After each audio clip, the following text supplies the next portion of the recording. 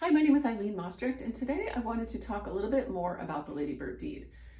In a prior video, I did an introduction to the Ladybird deed, and today I wanted to go into some circumstances in which they can be a really great idea and some where it might be better to use a different tool.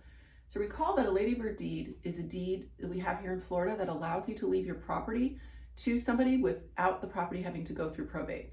It's very cost effective. You can avoid having a trust, or at least you won't have to have a trust for the property. And we do lots of them every year. A situation where a Ladybird deed can really be great is when you have adult kids and they all get along reasonably well. Because remember, when you pass away, as soon as you take your last breath, or if you're married after your second spouse passes, after the second to die passes away, the kids are going to own that property right away.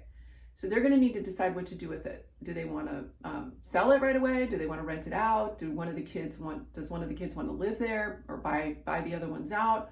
There are a lot of different scenarios, but if they get along relatively well, then they're going to be able to work that out and it's going to be fine. If they don't get along though, then it can be really difficult and can lead to a lot of problems, maybe even a lawsuit for partition. Somebody's really angry. And it just can get really tough. So an option in that circumstance is to, instead of the Ladybird deed, you would do a trust if you wanted to, assuming you wanted to avoid probate. And in the trust, we can be as creative as we want as far as provisions on options for the house.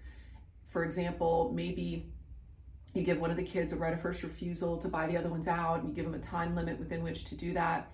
And also in a trust, there is a successor trustee that's appointed who is that's somebody who can kind of exercise a little control there and at least keep things moving and be kind of a point person. So that could be a better situation if you've got kids that are you just don't think are going to be able to handle working it out once they own that property after you pass.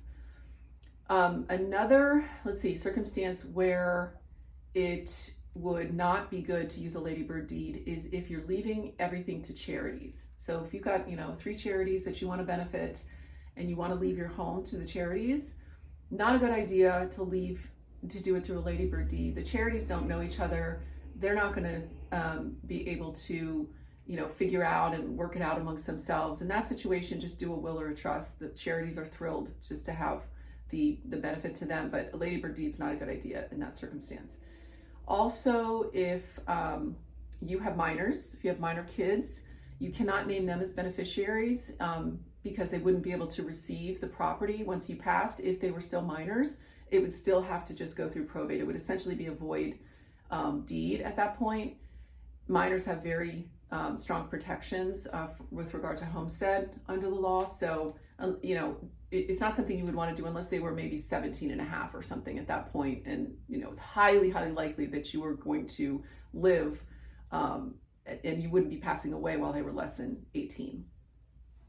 Another circumstance where we use them a lot is when a couple wants to do a trust. And, for a lot of reasons, there are a lot of reasons that they might want to do a trust. And we have to then fund the trust. So with the homestead, we would do a Ladybird deed to the trust instead of deeding it directly into the trust. And there are a lot of, there's a little bit of, I don't want to say debate, but some sort of differing opinions about, whether to send the homestead directly to the trust or just Ladybird deed it to the trust. But for a lot of reasons in our office, we just Ladybird deed it to the trust. We want to make sure to maintain 100% integrity of that homestead exemption and protection that we have, and we can accomplish the same result by we can keep all that safe and accomplish the results of avoiding probate by just doing a Ladybird deed to the trust. Another circumstance where it would not probably be a good idea, or maybe not be a good idea to use a Ladybird deed, is if you're going to disinherit or you're leaving the property to less than all the children. So this happens, and it's not that it can never be done. We just have to carefully think about it. You have to think about it through to the other end when you're gone, and at some point the property is going to be sold, and there's going to be a title company involved. And title companies are in the risk business, but they really want to set things up so that they're in the eliminate all possible risk business. So they don't want to have to worry down the road that somebody's going to sue and claim that they have some kind of a right to this property. So if you when it does close, a lot of title companies will actually want, if you leave off one of the kids from the Ladybird deed, they're actually still going to want that child to sign off on the new deed to the new owner. Not all title companies, but it also depends on the circumstances. But if it is not crystal clear that what you did was intentional, or if that left out child is kind of raising some issues, like maybe they're going to sue or something, then the title company is going to want that person to sign off.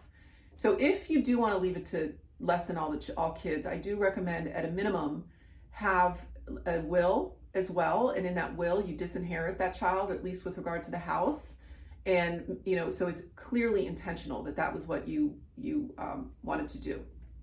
If it's not clear, and if the title company is getting a little bit nervous, then they're just going to say go to probate, because we don't want to deal with this. We want a judge to sign off on this. So those are the main pros and cons. It's a great tool. We do them a lot, and call us anytime if you have any questions. We have a free consultation.